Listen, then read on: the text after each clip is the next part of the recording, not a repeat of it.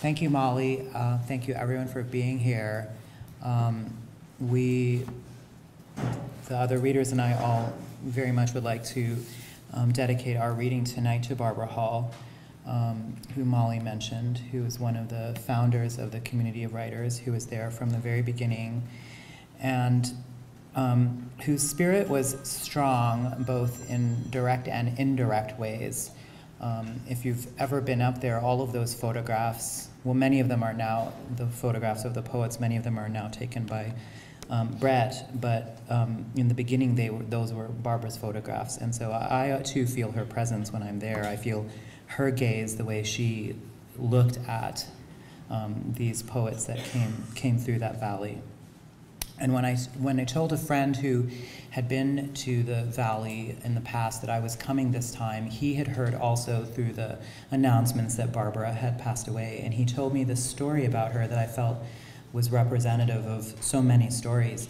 Apparently, that the last night of the week, when Barbara always, until even last year, hosts a party at her house for all of the poets, he was there and he was feeling really emotional about leaving. And so this is also a common experience. If you've been there, you know there's sometimes some tears when you leave because the experience is so powerful. And she went over to him and she took him, by the wrists, actually, not by the hands, which somehow feels more intimate in a way, more possessive, more is assumed in the relationship if you're taking someone by their wrists.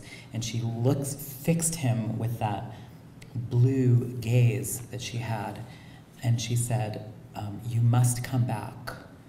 You belong here. And even though he has not, since that time, been back yet, he holds that seed in his heart, like she made a spell of some kind. Like he still believes, I belong there, I have to go back. So we will miss Barbara, but we'll also feel Barbara with us. So I'm going to open my reading. The first time, I too was a poet at the Valley in 1998, and I went back for the first time in 2010 to teach as a staff poet, and that was the year that Lucille Clifton passed away. And so at this benefit reading, which in 2010 was in San Francisco, we all read a poem of Lucille Clifton's before we started our reading. And so I just feel like I'm going to probably continue to do that for the rest of my life. And so I'll start with one of Lucille Clifton's poems. It's called Sorrow's Song. For the eyes of the children, the last to melt, the last to vaporize. For the lingering eyes of the children staring. The eyes of the children of Buchenwald, of Vietnam and Johannesburg. For the eyes of the children of Nagasaki. For the eyes of the children of Middle Passage. For Cherokee eyes. Ethiopian eyes. Russian eyes. American eyes. For all that remains of the children, their eyes, staring at us, amazed to see the extraordinary evil in ordinary men.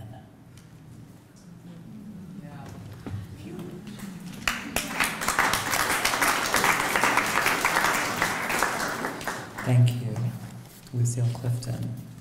I think the difference between a child and an adult is that a child can imagine evil, and a child cannot. And that moment when a child learns what evil is and learns to imagine the capacity of evil is the end of childhood. This poem is called, I'm just going to read you one poem, in fact, and it's called America the Beautiful. And I did not know how to write this poem until I read Robert Haas's poem, Bush's War. And so it may be, if you are familiar with that poem, you may detect the opening gesture of this poem and the closing gesture of it follow it. America the Beautiful. I open into a space of unknowing flickers, frightened by the evidence and unwilling to release an old and instinctual clench in my gut. I open a new document and type, Trump's America, to see if that will make reality more real. Help me see into the future. Well, what if I wrote something ordinary instead, some old story that had nothing to do with gold star mothers shamed or children separated from their parents? How about this? Hyderabad, India, is a southern city, though it doesn't feel like one on account of its Urdu heritage, and situated right on top of what used to be a mountain range 70 or 80 million years ago. To the east, the hills ruckle gently the subcontinent on their way to the Bay of Bengal, and to the south and west, the borders break and shatter into parched plains. Beyond the lake called Hussain Sagar, in a house in Mashirabad, the hometown of my mother's family, I have locked myself into a bedroom. My uncle has just explained to me that what I have is not a mental disorder after all, but a spiritual conflict, that the devil has entered my heart and made me a criminal. And that I let him is further proof of moral deficiency. My aunt hovers in the kitchen during the lecture, wringing her hands, hoping it all turns out for the best. And when he is finished, she brings me a glass of warm milk and almond meal flavored with saffron and rose water. Did you have a nice talk? She asks me, her voice trembling a little bit. They leave me there in the apartment, fashionably furnished in a modernist style, offering to deadbolt and padlock the door behind them for my safety. And though I refuse, I bolt myself into my room anyhow and stay up all night. My uncle asked me how I, raised as a Muslim, could turn my back on a whole lifetime of teaching, while my cousin's wife, Alicia, raised in rural Wisconsin as a Christian, somehow found her way to Islam. He kept telling me in our conversation that Alicia was a real Muslim, and unlike many in my own generation of our family, Alicia covers her hair, she makes 5 daily prayers, and she found a way to follow. Unlike most converts I know, Alicia did not change her name. Alicia, it means noble or truthful, depending on who you ask. What is truth anyhow?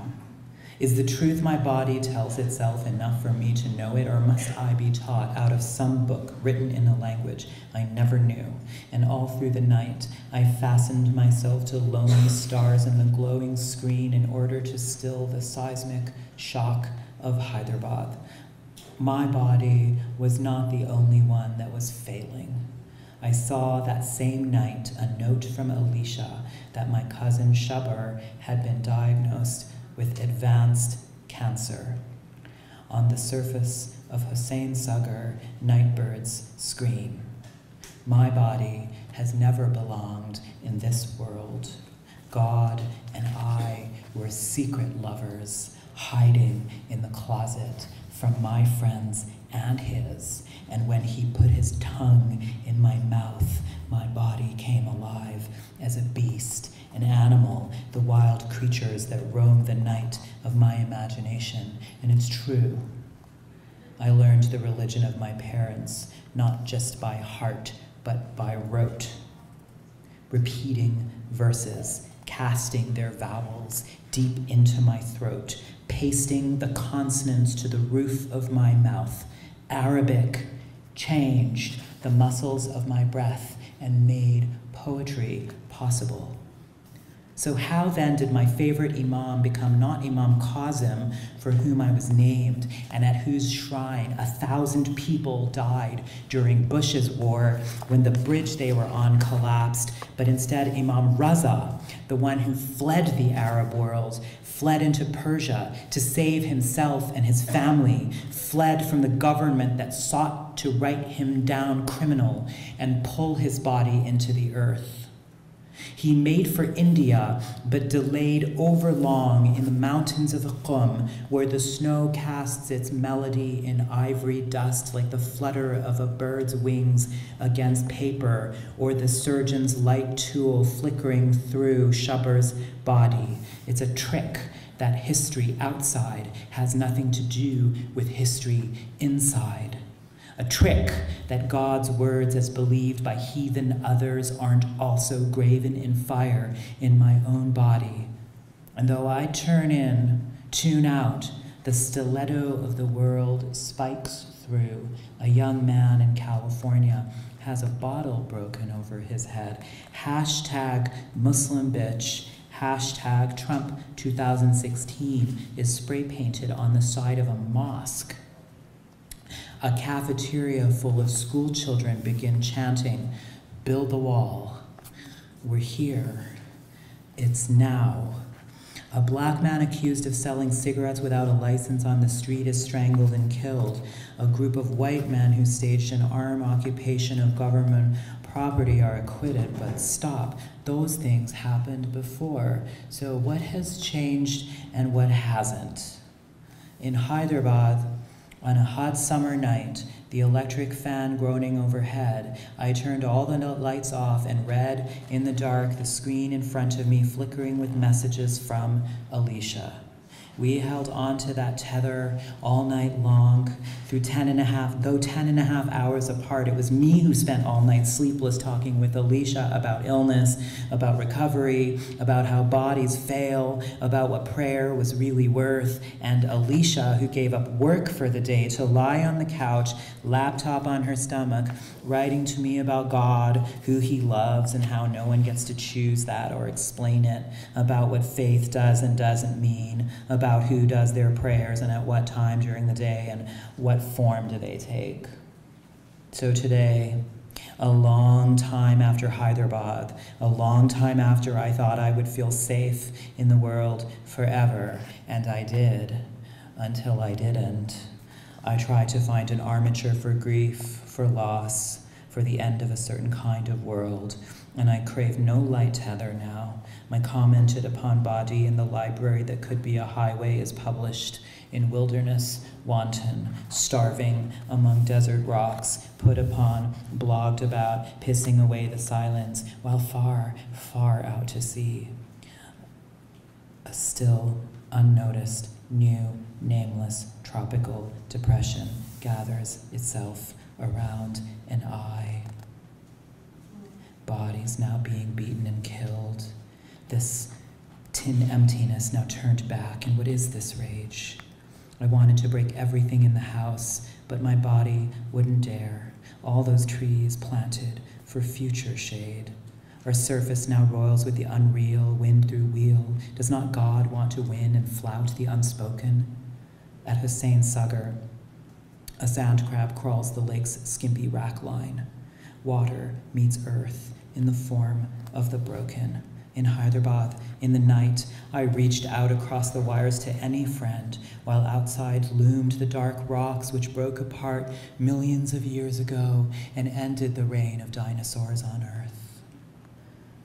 In the end, my uncle never brought up our conversation again, just tried to be friendly as if it never happened. Shubber lived. And I started to see that Alicia was like me, an outrider. She chose a new faith, but she kept her own name. Her middle name she changed to Nasim, meaning the morning breeze, and her last name is Razvi now. It means from the family of Raza. Do you remember him? The imam who wandered far from everything he knew, looking for home.